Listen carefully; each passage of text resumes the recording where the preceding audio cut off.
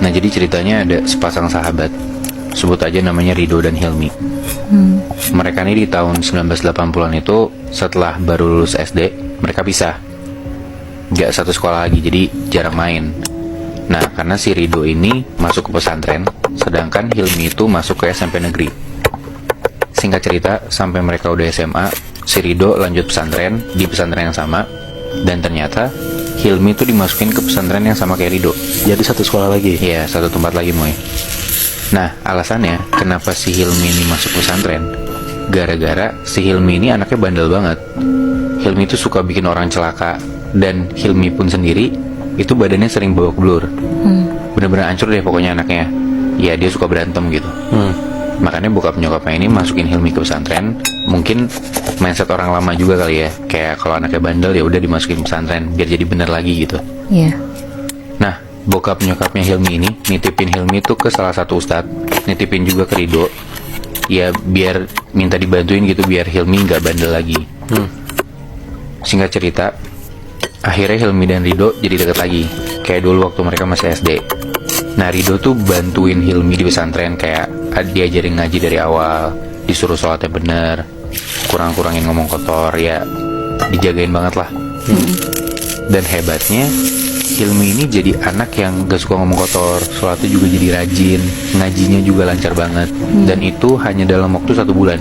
Cepet banget berarti ya? Nah gue juga ngerasa gitu. Nah gue sebenarnya nggak tahu sih hitungannya itu cepet apa enggak. Cuman kalau menurut gue ya itu hitungannya cepet, karena ya gue juga ngaji nggak bisa cepet itu gitu loh. Nah Rido nggak ngerasa gimana-gimana dengan Hilmi yang bisa cepet belajar itu, karena ya Hilmi ngejalanin belajar di pesantren tuh kelihatannya serius-serius aja. Dan bisa dibilang Rido selalu ngabisin waktu sama Hilmi, kecuali di malam hari, karena hampir tiap malam si Hilmi itu pergi keluar pesantren karena dia ngikut satu perguruan silat. Nah jadi peraturan di pesantren ini tuh emang ada jam bebasnya gitu Muy. Nah mereka boleh keluar dari area pesantren setelah jam 9 malam, dan nanti harus balik lagi sebelum jam 1 pagi. Nah gue gak tahu ini peraturan di pesantren itu doang atau zaman dulu semua pesantren itu kayak gini. Karena ya setahu kita kan kalau pesantren sekarang 24 jam mereka harus di dalam area itu kan. Iya benar. Ya. Tapi ya intinya setiap malam itu mereka dikasih waktu kosong buat keluar-keluar tuh gak apa-apa. Nah 1-2 bulan tuh aman-aman aja, sampai di bulan ketiga Rido ini mulai ngeliat gelagat si Hilmi tuh aneh. Kenapa? Jadi kalau di pesantren ini tuh makannya kayak di satu piring gede berlima gitu, kebayang gak sih lo? Jadi kayak nasinya banyak, terus ada lauknya di tengah-tengahnya gitu. Nah pas makan bareng ini si Hilmi tuh cuma makan nasi putihnya doang. Kayak kalau misalnya ada lauk itu tuh nggak dimakan. Terus kalau nasi kena kuah dikit juga nggak dimakan sama dia. Jadi benar-benar pure nasi putih aja. Aneh banget kan? Nah pas ditanya sama Rido, kenapa kok nasinya doang yang dimakan? Hilmi alasannya nggak nafsu makan.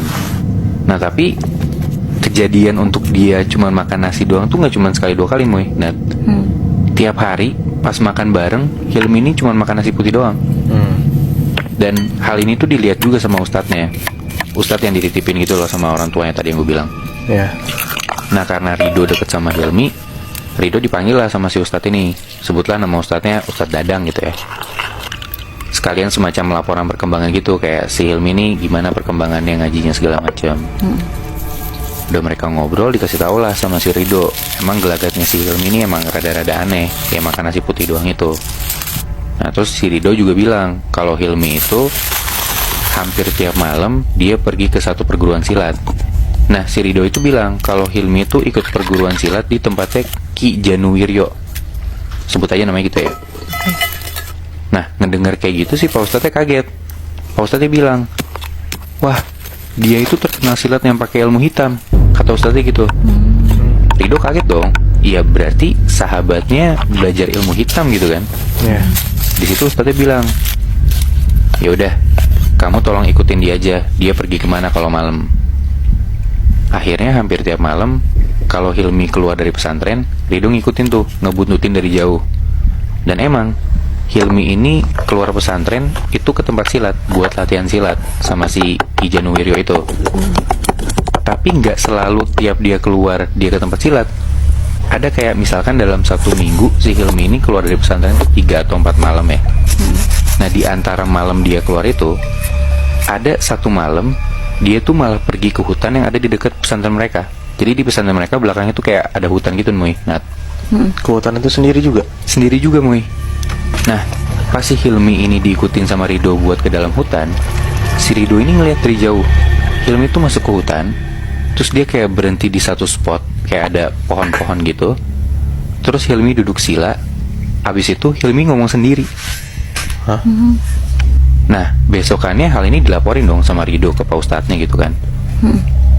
Setelah dengar kayak gitu, si Pak Ustadz ini kayak ngasih sebuah bacaan gitu ke Rido. Kayak, ini ada bacaan,